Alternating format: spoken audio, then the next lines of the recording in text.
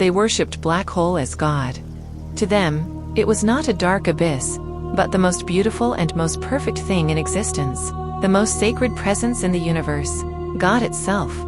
And in a sense, that was inevitable, because their planet did not orbit a star, it orbited a black hole. Just as we looked up at the sun, they looked up at a black hole and saw the center of order there.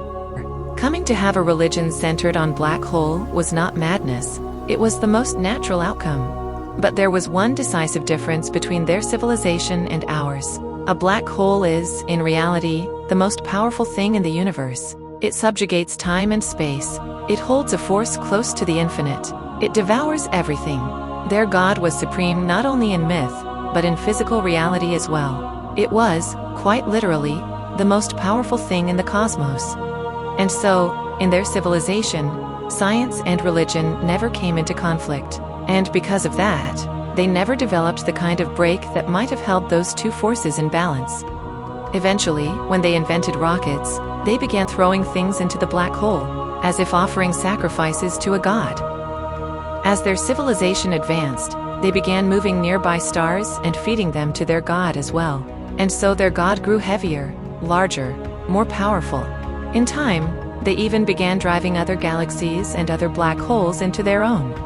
All mass in the universe, all light, all things, they tried to fuse everything into a single black hole.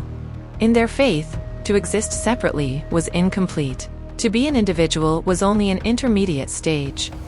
Inside the black hole, everything would melt together and become one being.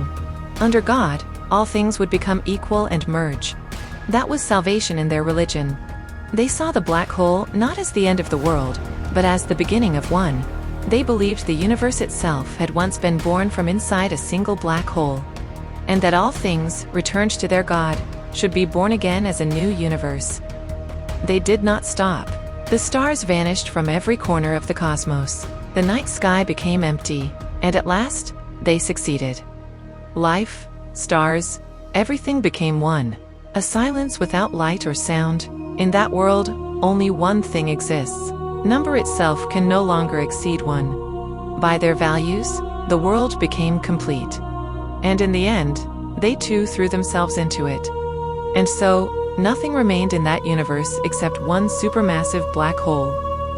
Was that universe destroyed by a single faith, or a single meme, called black hole worship?